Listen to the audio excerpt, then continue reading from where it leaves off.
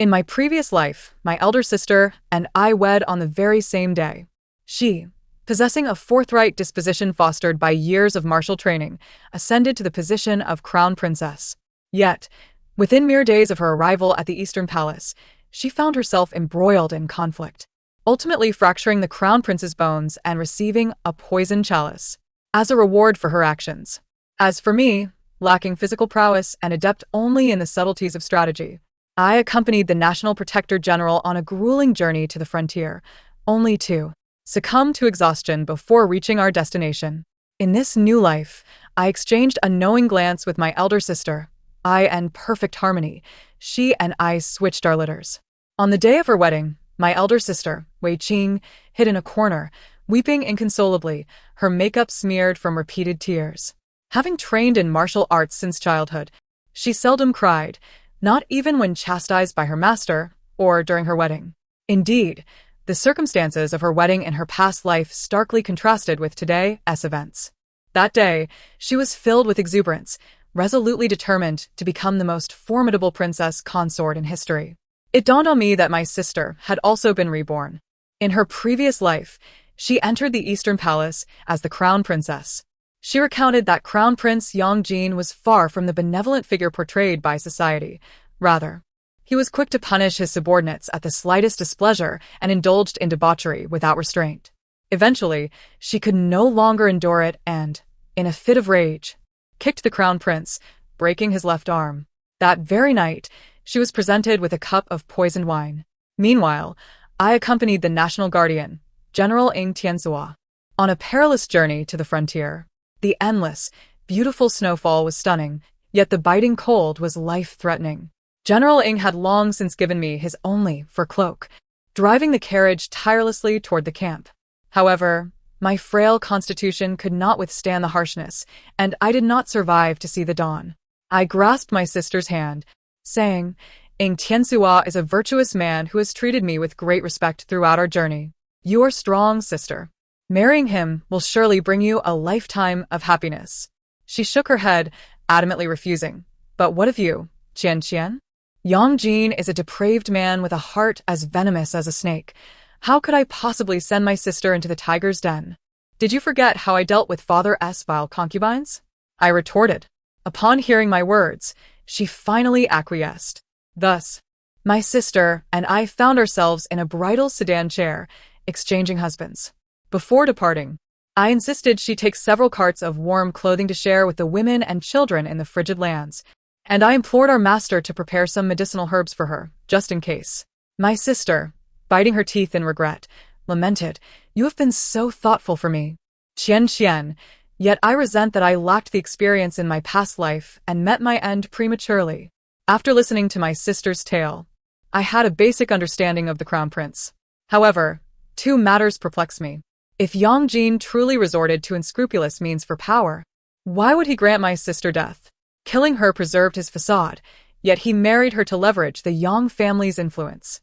The significance of reputation and power, it goes without saying, is clear. The second matter left me utterly bewildered.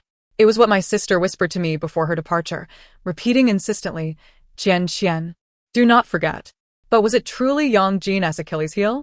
My sister, with her inherently honest disposition, might have been privy to secrets intentionally revealed by someone with ulterior motives. I needed to find an opportunity to confirm this. On the night of my marriage, just as my sister described, Yang Jin visited his side consort Zhao Rongxiang. My sister had endured a night of torment. Sitting without anyone to lift her veil, I was left aching and uncomfortable.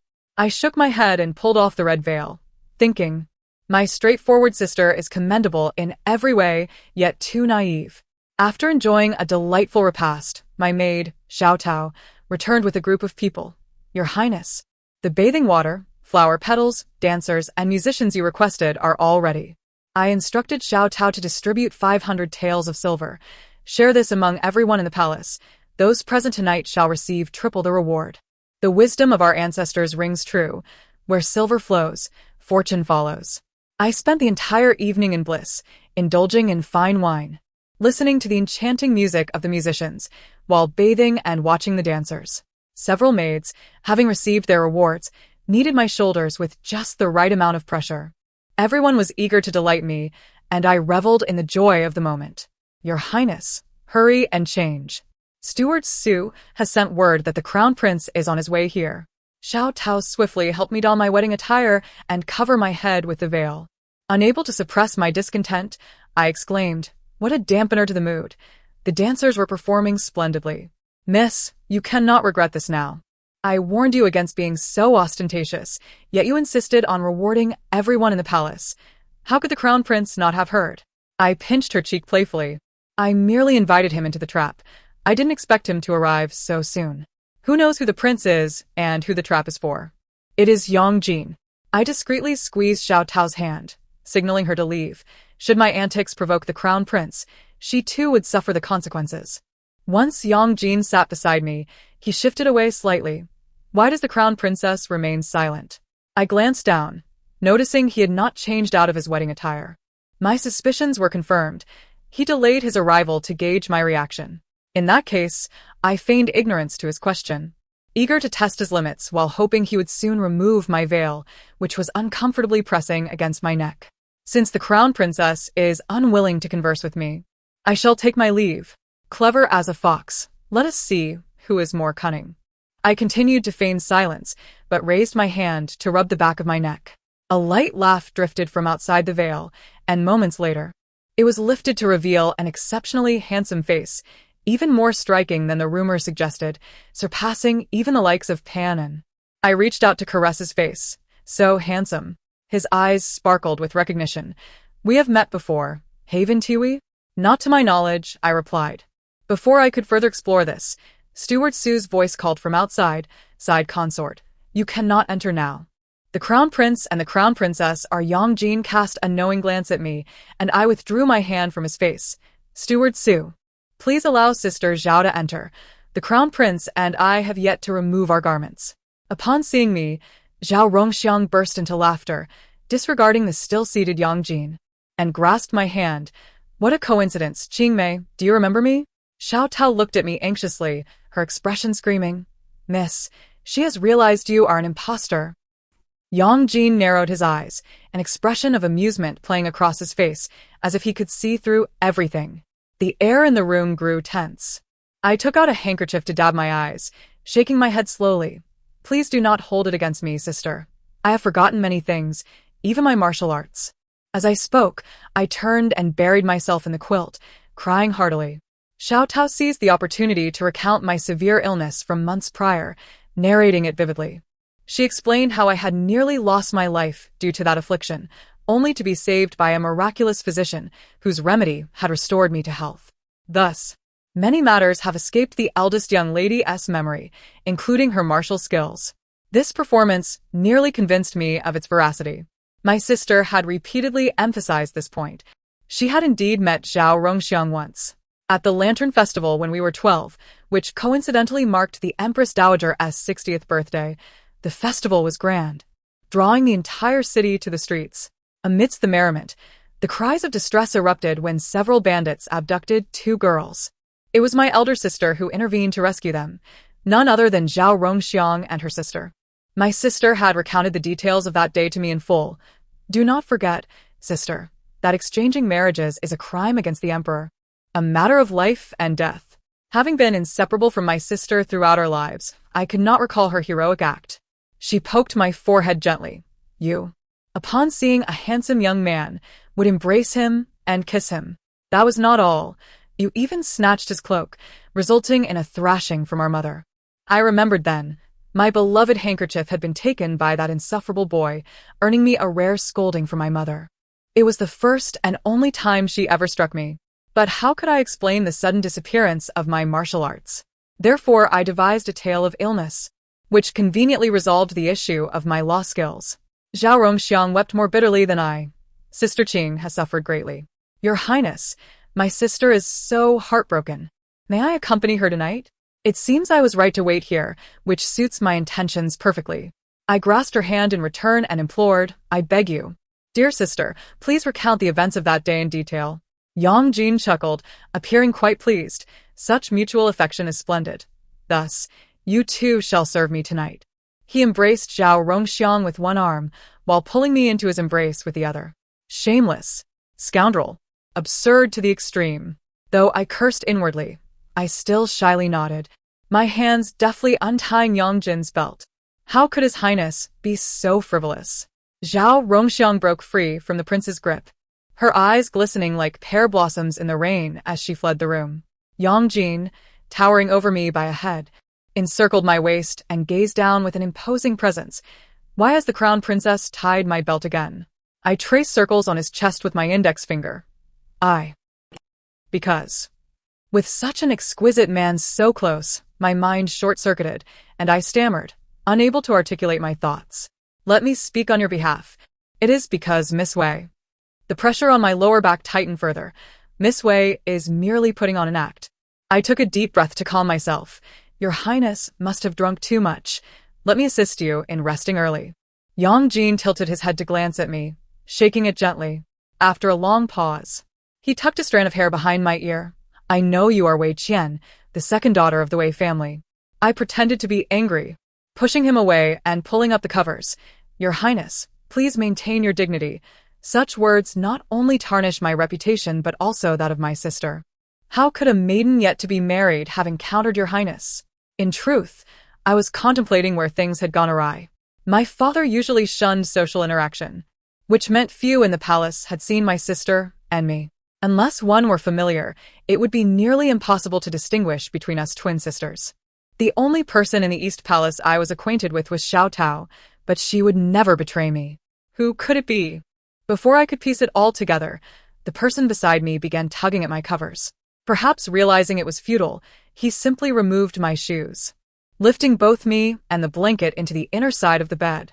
I felt a large hand pat the covers. I assume tonight's wedding festivities end here. The crown princess should rest early. In dreams, you may contemplate how to continue deceiving me tomorrow. I thought I heard a light chuckle from outside the covers. A fox. An old fox. When I awoke, I found myself alone on the bed. What? My poor lady, you must not have slept well last night. Upon hearing my tale, Xiao Tao's expression twisted into a pretzel. I showed her the note left by Yongjin. Does the crown princess belong to the pig zodiac? Sleeping soundly without a care, leaving her husband to endure a long, restless night, beauty by his side, yet unable to sleep. I was not carefree. I was merely gathering strength. My adversary seemed to know me inside and out, while I felt like a lamb led to slaughter. This person was far more formidable than I had anticipated, inscrutable in his thoughts and intentions. Must I perish even sooner in this life than in my past one? Why does His Highness not pursue this matter? I too was intrigued, and now my considerations had multiplied into twofold: how he knew, and why he did not investigate further.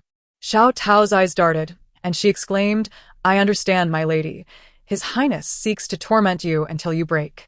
Then I shall instigate his collapse first, ensuring he lacks the time and energy to ponder my affairs.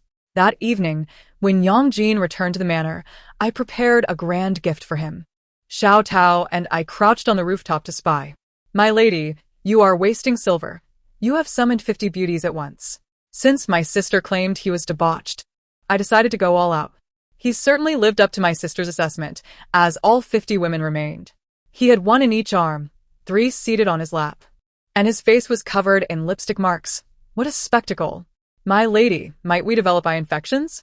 Clothes haven to even come off. What infections? Who? I felt a sharp pain on my head from an unknown assailant. Is the crown princess planning to remain on the rooftop until I am completely undressed? Such behavior is unbecoming of a lady. I hastily covered the tiles to shield myself from his piercing gaze, which was laced with mockery. Upon entering the room, only Yongjin and I remained. Using hidden weapons on others, Your Highness, is unbecoming of a gentleman. Miss Wei, do you think I resemble a gentleman? Seeing Yongjin's face, I couldn't help but laugh. With such a face covered in lipstick marks, you certainly do not appear to be a respectable gentleman. He blushed slightly, wiping at his face with his sleeve. I knelt to greet him briefly, taking the initiative. Is His Highness prepared to reward me? There is no need, as this is merely my duty, laying a solid foundation for my husband's future. He brewed a cup of tea and pushed it towards me. If it is for the sake of expanding the family, why go through so much trouble? There are suitable candidates already present to begin immediately. In the room, aside from him, there was only me. His words were brazen, causing my cheeks to heat. He continued, "What does Miss Wei seek in exchanging her marriage?" Regardless of how he came to know, it was clear he was fully aware. Having been absent from the East Palace all day, he must have conducted his own investigation. Continuing to conceal the truth would be futile. It was better to be forthright. "I seek to preserve my life and live in peace." He looked at me. "Our goals align. Why not join forces?" Aligned? His path could lead to a swift demise at any moment. I traced my finger along the rim of my cup. I would be most willing. But the Crown Prince must demonstrate some sincerity. What kind of sincerity does the second daughter desire? I asked him to reveal how he had learned of my identity and who had informed him. "We are old acquaintances. The second daughter of the Wei family tends to forget. Or perhaps you refer to the grand performance on wedding night. Was the illness a true occurrence?" He teased me unashamedly, and I shot him an annoyed glance. "If you are to speak, do so thoroughly."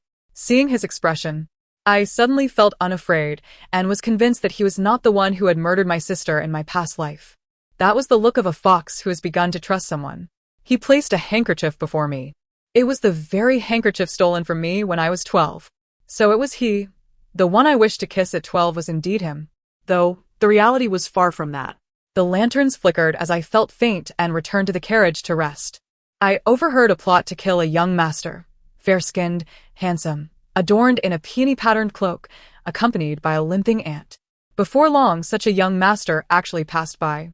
Fearing he might not believe my words alone, I clung to him, feigning a stomach ache, and requested their accompaniment to a clinic in the opposite direction. For safety, to avoid recognition, I snatched his cloak. However, Xiao Tao's wild rumors spread about, claiming my handkerchief was surely taken as a token of love. I snatched the handkerchief back. "Thief." Yang Jin bowed towards me. "I owe you a debt of gratitude that I shall never forget." Taking the second daughter's handkerchief was merely to ensure I could repay the favor in the future. This matter became quite convoluted, and I could not afford for too many to know, hence my absence in expressing my thanks. He shifted the conversation. "I wonder if my sincerity suffices. If it does, I request the second daughter to remove her surveillance or return what was stolen from me." Ah, so he knew everything. I feigned ignorance to gauge just how much he was aware of, saying, "I do not comprehend what the Crown Prince speaks of. I was merely praising the Crown Princess for her cunning." On the wedding night, 500 taels of silver achieved 3 objectives. Firstly, to ascertain the number of people in the East Palace, and secondly, to test the loyalty of my people.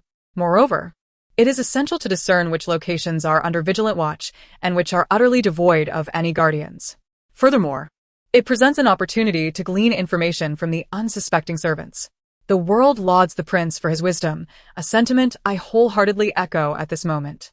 That evening, I distributed silver coins with the intent of ascertaining the number of individuals within the Eastern Palace and learned that there are daily deliveries of vegetables, thus completing my network of informants. Guards are stationed everywhere, save for one solitary area. The maidservants maintain that this is where the prince engages in his meditative practices. It was there that I discovered the items my sister had mentioned: Yang Jin's vital essence, a fragrant sachet, and 2 letters. The sachet contained a jade pendant, which struck me as familiar. I felt I had encountered a similar sachet and pendant before, perhaps in a past life. I spoke candidly. "I have not tampered with your belongings. They remain untouched." He appeared astonished. "Why? It could safeguard your life." His words rang true. Those letters held the power to preserve my existence. One was a farewell letter from Yang Jin's mother, while the other detailed his treacherous plot to assassinate the emperor in revenge for her. The sachet and pendant were likely heirlooms from his mother. I understood that anguish all too well. My own father had caused my mother sorrow due to his concubine, and I had harbored murderous thoughts towards them, let alone a grudge for a mother's death. I had no desire to wield a child's love for their mother as a weapon against him, because I, too, cherish my mother. Did you know? They all claim that my mother died of illness, when in truth it was the emperor who murdered her. Who offered her that poisoned cup? It was he. At a loss for words to comfort him, I realized no phrase could alleviate his suffering. I could only gently pat his back. After a long silence, he lifted his head. "I apologize. It was my rashness to assume you had stolen it without confirmation. I attempted to lighten the mood. Then I must express my gratitude to His Highness for his benevolence, for even believing me a thief. He did not resort to violence. It was because I recognized you at first glance. The mark on your earlobe confirmed it. It turned out that on the night of our wedding, his act of assisting me with my hair was not flirtation but rather. Noticing my silence, he hurried to explain, I am sorry. When you suddenly embraced me, I was young and thought you. His cheeks flushed deeper as he spoke. Thought what? Was he the only one young? I had saved him only to be bitten, becoming the subject of ridicule for half a year within the household. I interrupted. Shouldn't you return my belongings to me? Your Highness? When he retained all 50 women, I knew he had realized one among them was mine. Yang Jin produced the letter from his bosom. Of course. I have not touched your person. She has been released. Excellent. A gentlemanly fox. The letter described Yang Jin's debauchery, asserting that his punishments of the servants were mere theatrics for the third prince's benefit, when in reality he was a righteous and benevolent prince. I had already known the punishments were a ruse. Otherwise, how could the denizens of the Eastern Palace remain so loyal to him? Thus, from where did that cup of poison my sister encountered in her past life originate? Miss, you have not been in the palace for a month. I have been dreadfully bored. Really? I have heard that His Highness's deputy often frequents here, even on his day off. Xiaodao blushed and tugged at my sleeve, playfully. In truth, I too wished to linger within the palace-'s embrace, yet Yang Jin either dragged me to learn horseback riding or took me to practice archery, personally instructing me in martial arts. Despite the exhaustion, I found myself compelled to acquiesce. This is the condition for my departure in 3 months. Alas, I should not have agreed so readily. It has been quite torturous. A month prior, Yang Jin reiterated that he would not waver in his resolve. He was determined to slay the emperor in avenging his mother. Thus, should things come to light, I fear I may implicate you. Then let me go, I blurted out, oblivious to the hint of disappointment in his gaze. Very well, but with a condition. I responded without hesitation. Whatever the condition, I shall comply. The condition was that I remain in the Eastern Palace for an additional 3 months, adhering to Yang Jin's every command. I had thought he might request trivialities, such as massages or shoulder rubs, but it turned out to be a matter of life and death. Xiaodao circled around me several times, wearing an expression of knowing. Miss, you appear to be in no distress. Each time you return with His Highness, you are all smiles. It is only when His Highness has matters preventing him from taking you out that you seem troubled. Miss, have you perhaps developed feelings for His Highness? I couldn't say. I could not ascertain whether I truly liked him, but my heart undeniably fluttered for him. After the floods, accompanying him to aid the victims, he was at the forefront, stripping off his clothing to wrap around a shivering child by the roadside. He provided silver to offer shelter to those orphaned, hiring tutors for them, and asking steward Su to find caretakers. When riding, he encountered an injured kitten, bringing it back to the palace to tend to its wounds. Beneath the guise of a fox lay a heart of kindness that captivated me. Xiaodao then dropped another bombshell. Deputy Lin mentioned that His Highness has feelings for you, deep feelings. The horse you are riding was never allowed to be touched by anyone else, let alone ridden. And these flowers, all personally selected by His Highness. Do you know why His Highness teaches you to ride and shoot? He says since you wish to see a broader world, it is perilous outside, but mastering these skills will significantly mitigate the danger. I sensed his affection, yet I had never anticipated such depth. Will you truly let me go in 2 months? I ventured, testing the waters, questioning whether he genuinely cared for me enough to release me. As I posed this query, I had already exited the manor with Yang Jin, accompanying him to Changlefeng to meet his mentor. With 2 months remaining until our agreed-upon 3 months, he chuckled helplessly. Even if I do not let you go, the second Mrs. Escape tunnel is already dug. He truly knew everything. That was a precaution I had prepared for Xiaodao. I feared unforeseen events, for I had yet to uncover the identity of the one who murdered my sister in the past life, nor understood their motives. With the escape tunnel, Xiaodao would at least have a chance of survival. In my previous life, she had accompanied me to the frontier, falling ill from exhaustion while caring for me, and never recovering. In this life, I wished for her to enjoy a peaceful and happy existence. Upon arriving at Changlefeng, I discovered that not only were there beautiful maidens, but also strikingly handsome young men. I rubbed my hands together in anticipation. Yang Jin cast a glance my way, stating, "Could you wait for me at the entrance? I will be out shortly." I nodded. It would be inappropriate to openly admire other men's beauty in his presence. While idly wandering, a woman selling steamed buns struck up a conversation with me. "My dear girl, you are truly lovely. Are you married?" "I have 3 sons." Suddenly, someone grasped my hand. Turning around, it was Yang Jin. He held my hand tightly and addressed the woman. "Madam, I am her husband, still in the honeymoon phase." He hurriedly whisked me away from the woman. "I didn't want you to come in, but leaving you at the entrance puts you in greater danger. Soon you will meet many young ladies. They have been a great help to me, protecting my mentor. However, my relationship with them is purely innocent." Yang Jin continued to hold my hand as we moved deeper inside, explaining incessantly, a level of chatter I had never witnessed from him before. Suddenly, he stopped and turned to face me. "Qian, I like you. I do not wish for you to misunderstand." After a pause, he added, "Nor do I want you to lose your freedom." I felt an inexplicable irritation. If he truly cherished me, could he bear to let me go? I teased, "So, you teach me to ride and shoot, so I can venture further." "No, to ensure you can traverse more steadily." I found myself at a loss for how to confront his feelings, nor how to respond. I just remembered. I promised Xiao Dao I would go buy flowers. And with that, I fled in haste. "Miss, it has been several days since you last rode or practiced archery. Are you having a quarrel with His Royal Highness?" I shook my head, replying, "I am merely avoiding him." No wonder Deputy Lin mentioned that His Royal Highness has been in a foul mood lately. Truth be told, my own spirits were not much better. I had dreamt of him every night. Yet, I could not risk my safety for him. All I desired was to lead a tranquil life. I could not possibly ask him to abandon his ambitions for my sake. It is better to endure a swift pain than a prolonged one. Since I had resolved to depart, it was best not to entangle ourselves too deeply. Not wishing to discuss him further, I changed the subject. "Xiao Tao, how did you fare with the task I assigned you?" "The side consort does not seem overly concerned with your closeness to His Royal Highness. She often associates with the consort of the third prince, and there are no other unusual occurrences. Could it be that I had misjudged? Was it not she who had poisoned my sister in my past life?" "Miss, do not fret over the side consort any longer. You should go and take a look. It is nearly midnight, and His Royal Highness is still on the roof drinking." From the rooftop, the moonlight was particularly enchanting tonight, and the way he held his cup was captivating as well. The gentle breeze lifted his garments, accentuating his untamed spirit.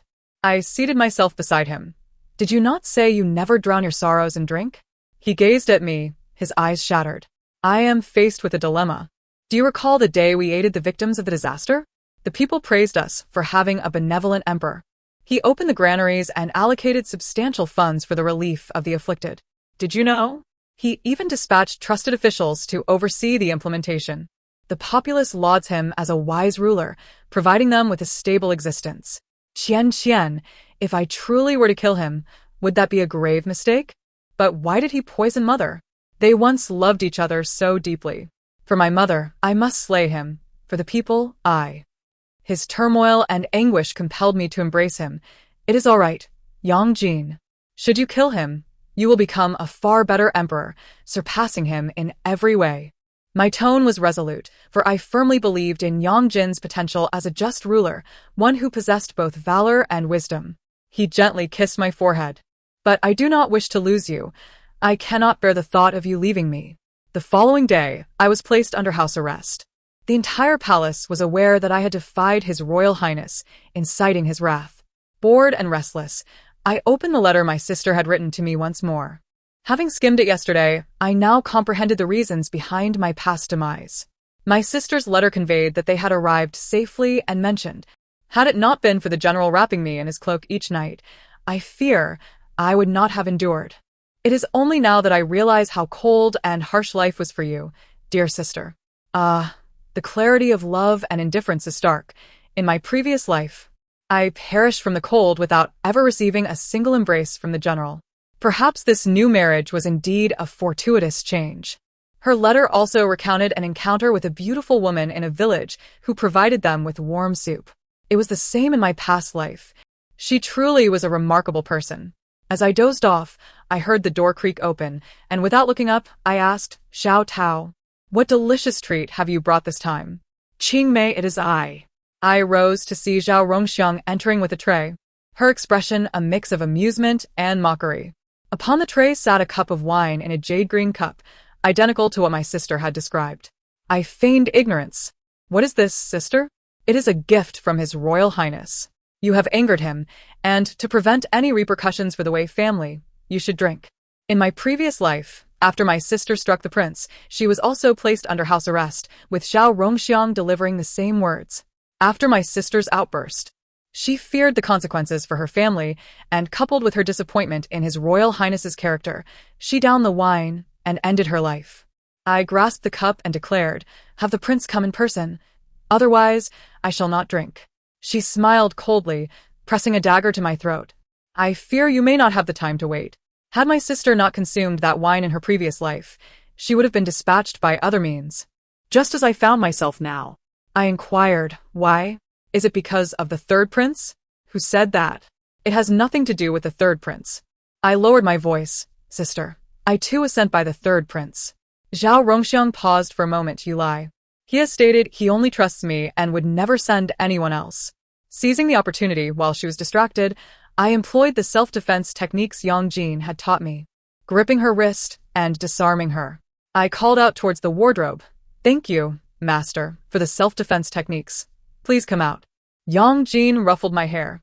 My disciple is clever and learns quickly. I felt my cheeks flush at his praise. It is all due to your excellent teaching. Zhao Rongxiang collapsed onto the floor. Enough. So it was all a charade. Zhao Rongxiang was indeed an agent of the third prince. She intended to kill me to sow discord between my father and Yang Jin, hoping to garner my father's assistance for the third prince. I sighed. The third prince is shameless, using his charm to deceive women into aiding him. Zhao Rongxiang retorted. He loves me.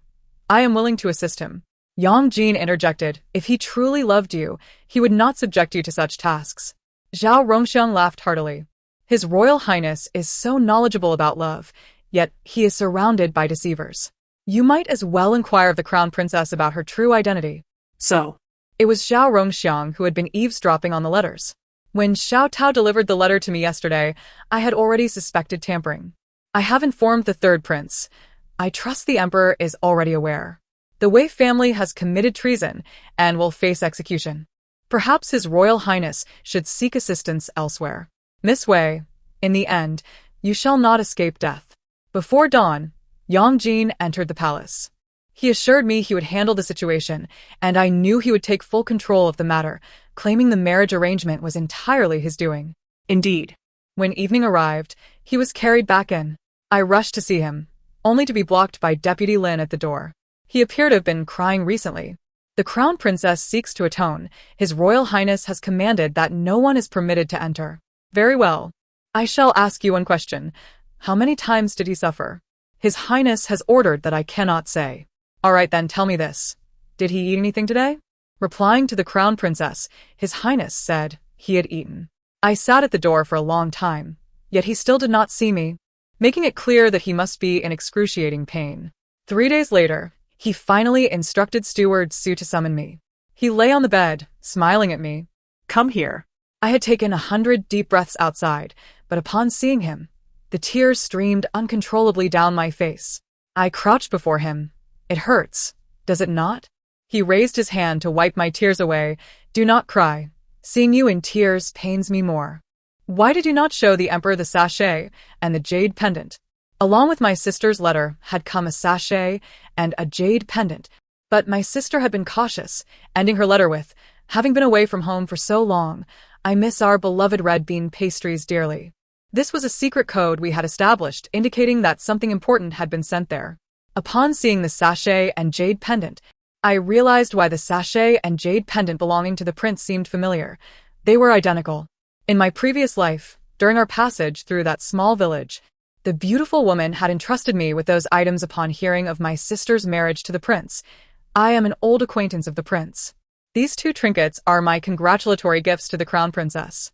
Please deliver them to her. Afterward, my death, by freezing, rendered the matter unresolved. Inside the sachet was a letter, which I presented to the prince. That woman was Yang Jin's mother. The poison the emperor had given her was not lethal, but rather a potion for feigning death. She had grown weary of the palace intrigues and sought the emperor's permission to leave. The letter also stated that presenting it to the emperor at any time would absolve her of any crimes. Yang Jin gently brushed my nose with his fingertips. A fox must always leave a way out for itself. If a problem can be resolved through endurance, why resort to that precious item? My heart aches profoundly, unable to comprehend. Now that you are aware of the truth, there is no need to slay His Majesty. What remains is but a retreat. He gazed at me tenderly. For instance, we could escape the Eastern Palace together, the Crown Princess and I, to visit Mother. I chuckled. That sounds splendid, but we must wait until your injury heals. Otherwise, you shan't even mount a steed. Come here, allow me to kiss you. A kiss will make it all better. Thus concludes this tale. Thank you for listening, and I look forward to our next story together.